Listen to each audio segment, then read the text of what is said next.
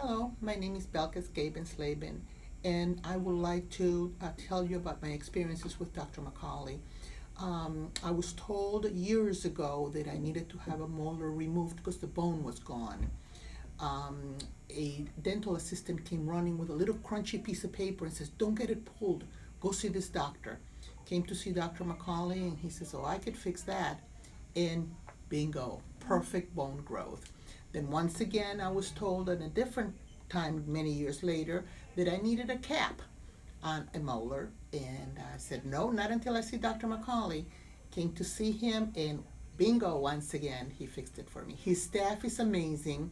Dr. McCawley, I call him, he's got the hands of an angel.